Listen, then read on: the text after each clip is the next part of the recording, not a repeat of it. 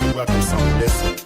We are delighted to have you in our presence this glorious day. You are welcome in this house, and we hope and pray that you will enjoy your stay. You're free to worship. You're free to worship. You're free to praise. You're free to praise. For this is the day the Lord has made. So let us rejoice and be glad in it. We want to serve and take care of you. So make yourself at home. So UBC, let me hear you say this. You're welcome. You're welcome. You're welcome.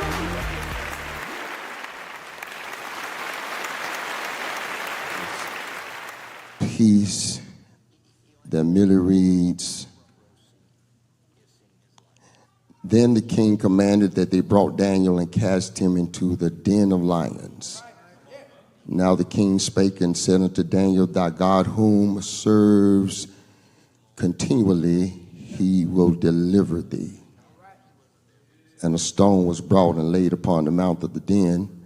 The king sealed it with his own signet, with the signet of the Lord's, that the purpose might not be changed concerning Daniel. Then the king went into the palace and passed the night fasting. Neither were instruments of music brought before him, and his sleep went from him. Then the king arose very early in the morning and went in haste unto the den of lions.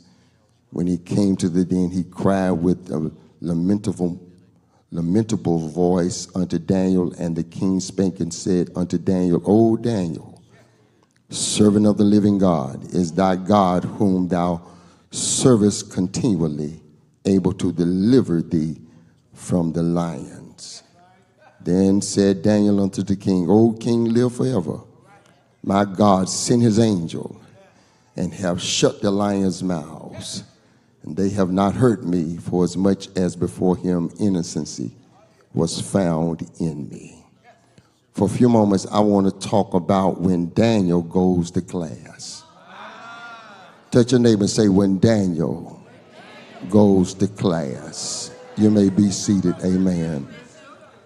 When Daniel goes to class, nothing like good old school days.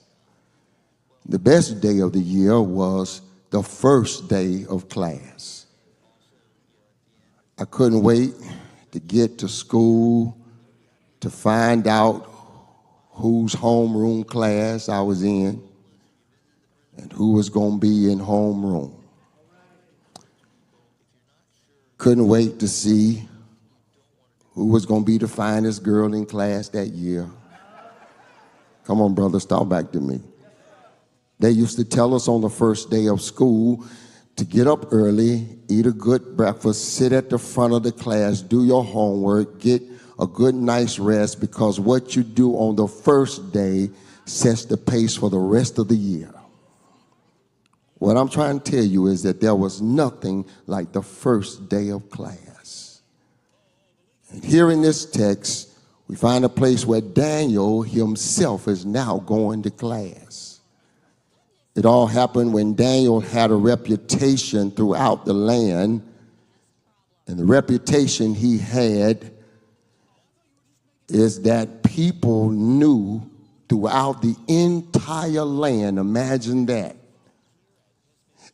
Daniel loved God with all his heart. Now, if you're going to have a reputation, you ought to have a reputation that God is first in your life. If there is anything that people ought to know about you, they ought to know that God is first in your life.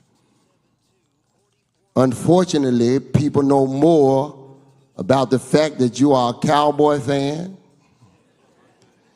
you are a Steeler fan, a Panther fan, a Laker fan, a Celtic fan. It's all right to be their fan, but it's better for them to know that you love God more than you love your team. It's all right to like Usher, Beyonce, Even Taylor Swift, whose concert was canceled last week because of a terrorist threat. But does people on your job know that you are a Jesus fan? Do the people in your school know that you love God with all your heart?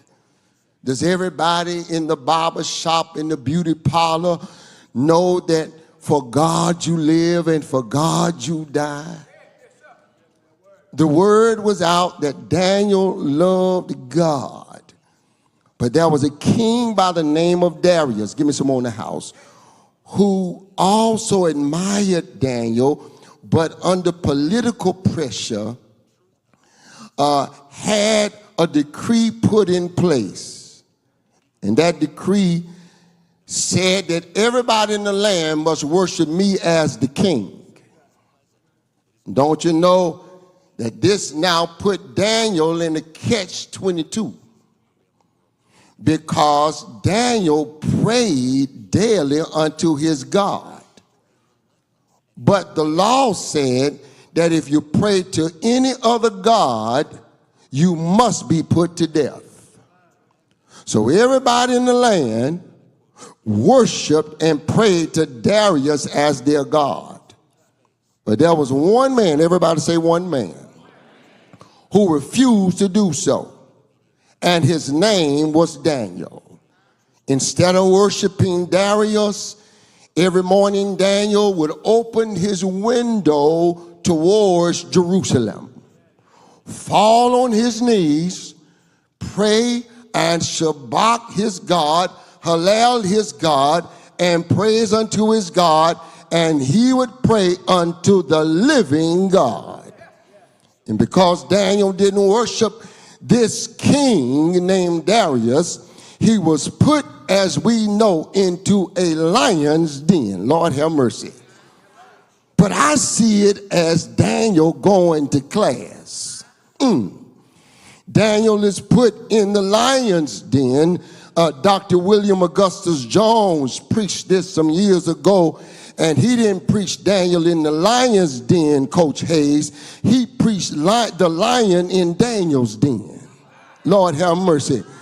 But today I want to preach when Daniel goes to class. Because for me, it's a classroom setting, because in the lion's den, God is getting ready to teach Daniel something, and he's about to teach us something we never will forget when we look at what happens in this den. Lord have mercy. Come on, y'all, let's go to class with Daniel and see what we can learn from Daniel in this class. First, I want y'all to know that Daniel is put in this room with the lion.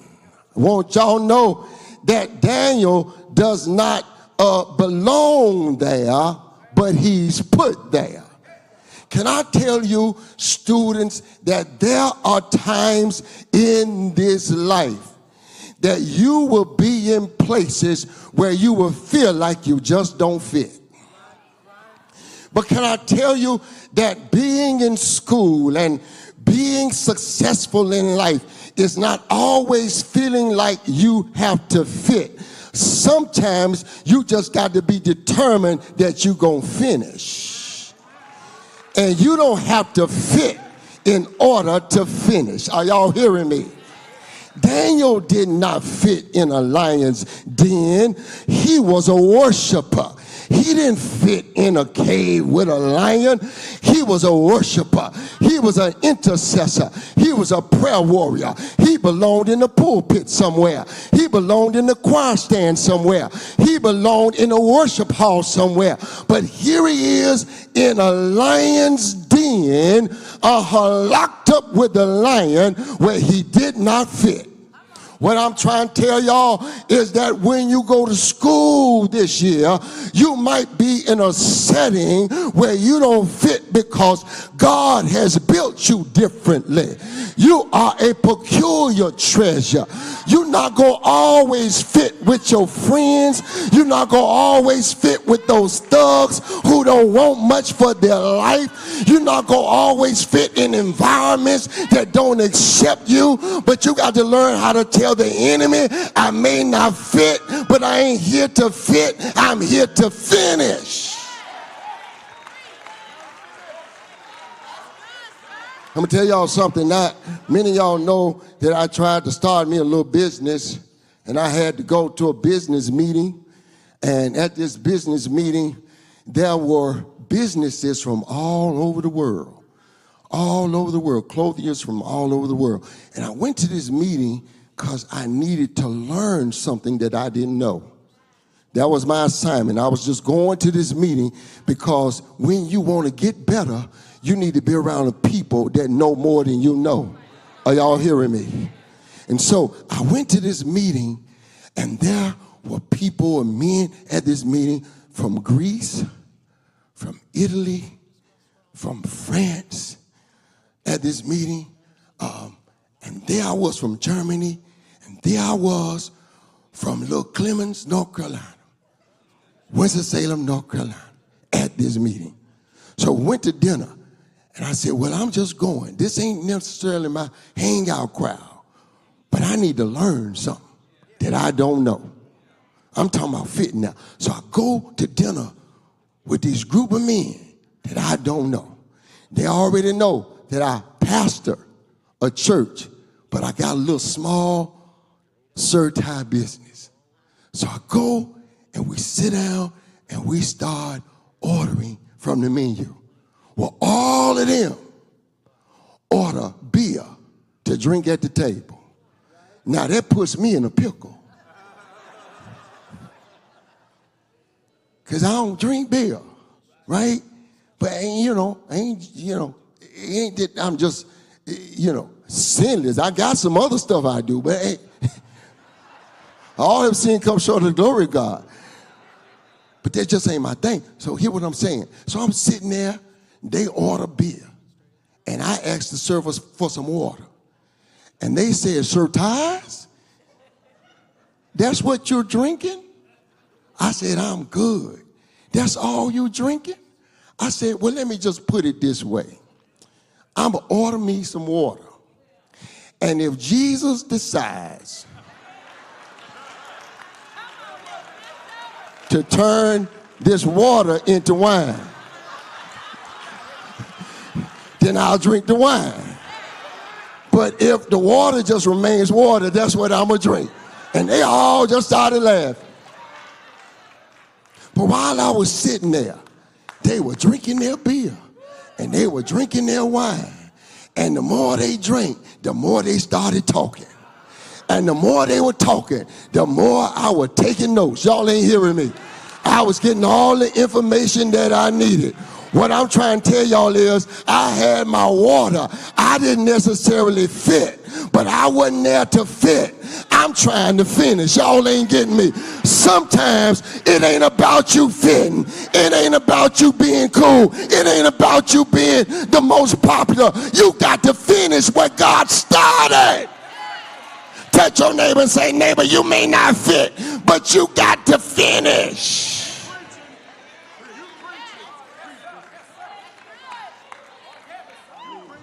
Daniel is put in a cave he don't belong in.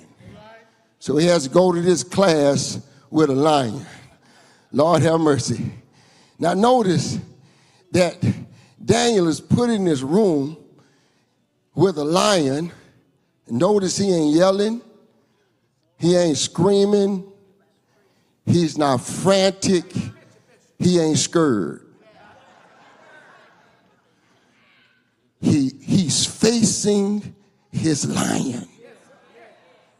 Undoubtedly, there are some who are starting school tomorrow, and on the inside, you may have some fear about a lion that you have to face. Perhaps your lion is a class that you failed last year. And you got to take it over again this year. Perhaps your line is a new school that you've never been to before. You don't know what to expect. Perhaps your line is confronting that bully that keeps on picking on you, that roars and roars and roars and calls you names. Perhaps your line is some people you ain't never been around before, a new curriculum that you ain't never taught before, a new principal that you have never worked under before, a new staff you have never worked with before. I don't know what you have to face, but you have to face it without fear in your heart. You got to learn how to face your lion. The cave you fear to enter holds the treasure that you seek. You got to go through the cave. You can't go around it, but you got to go through that class. And like my mother and father used to tell us, Chris and Monica and Saki and Wateria, he used to tell us that too many people finished it for you not to be able to endure it. You ain't hearing me. What makes you so different that you can't do what other millions of people have already done? If you put your mind to it, you can do it. Fear is no more than faith inverted. You got to make up in your mind that God has given us not the spirit of fear, but of power and of love and a sound mind. And what I found out, y'all, is that most of the time you are afraid of the lion, but the lion is more intimidated of you. Because he that is within you is greater than he that's in the world. Give me some more bass on this mic. To escape fear, you got to go through it and not around it. Fear is not real, but it's a product of thoughts that you create. You can psych yourself out and make you think that you can't do what you're already doing. Lord, have mercy. And some of us fear stuff because our mama feared it, our daddy feared it, our grandparents feared it. But can I tell you that regardless of what generational curse you are facing, can I tell you that you are the generation that's going to break the curse? Can I tell you, you got to learn how to walk in the victory that God has given you and stop fearing what God has given you the power to conquer.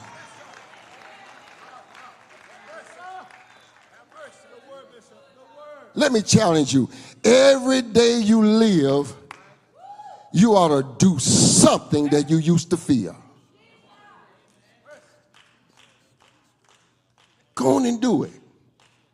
Go on and go back to school. Go on and take the class that they said you couldn't pass. Go on and try out for the team. Michael Jordan got cut from a team. Y'all ain't hearing me. Oprah Winfrey got fired from a television station. Y'all ain't hearing me. Don't let people define how far you go. You got to make up in your mind that you can do it. Shaw Richardson, she was dropped because they found marijuana in her system from coping with depression from the loss of her mother. But just the other day, she won the gold. I want you to know that failure does not have to mean final. You can still make it even if you made some mistakes, failed some class. If you make up in your mind, you can still make it.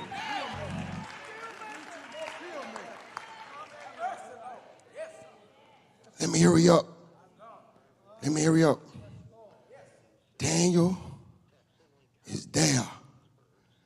Can I tell y'all that what I noticed, Clark, is that Daniel is in there, but he ain't comparing himself with the lion.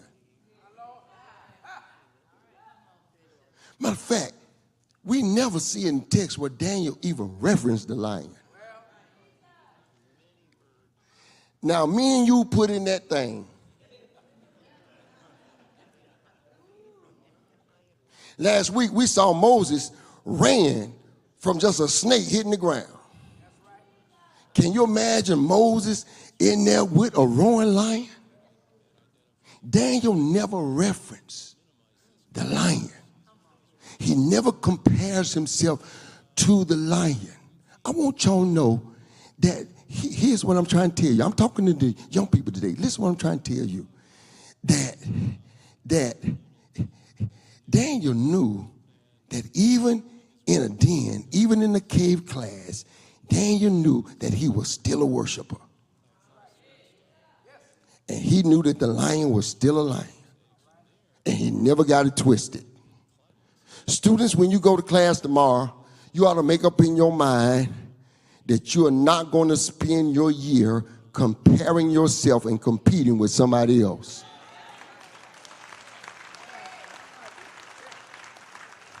Teachers, I found out that teachers cannot perform in their own class because they're trying to compete with the next class.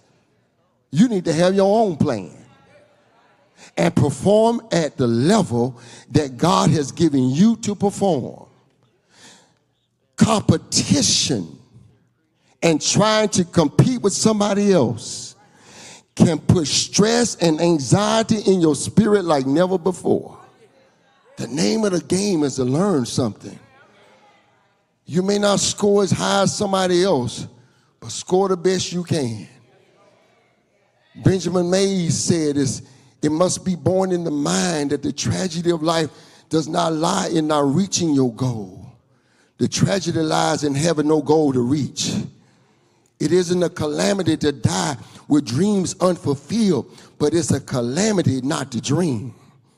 It's not a disaster to be unable to capture your ideal. I got to hurry up.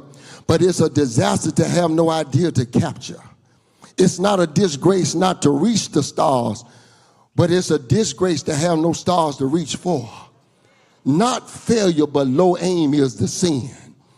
And sometimes, y'all, the goal in life is not to win first, but the goal is to just survive. Y'all ain't hearing me. Touch your neighbor, say, neighbor, you ain't always got to win first. Sometimes you just got to survive. That's what we saw during the Olympics. That's what we saw watching the Olympics. Did y'all notice that the ones who won the bronze and the silver was just as happy as the ones who won the gold? Y'all ain't hearing me.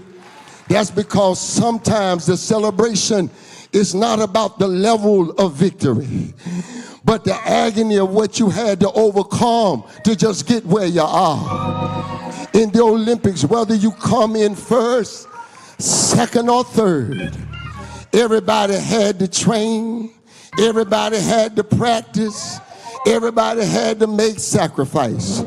So when you see the second and the third place, I'm going to be finished in just a few minutes, celebrating just as hard as the first place.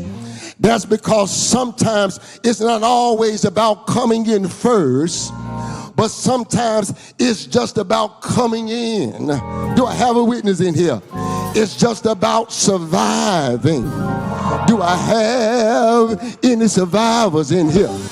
Touch your neighbor and say, neighbor, I may not have come in first place, but I have survived. I hear Marvin Sapp saying, I never would have made it. I never could have made it without you, God. For I'm stronger and I'm wiser. I'm better. I'm so much better. Do I have any survivors in here that know that through many dangers, toils, and snares, I've already come? When I look back over my life, the Lord has been good to me. He brought me from a mighty long way. I don't have to use your testimony, but I got my own testimony. You're looking at a miracle. You're looking at somebody that wasn't supposed to make it. But when God says yes, do I have a witness in here?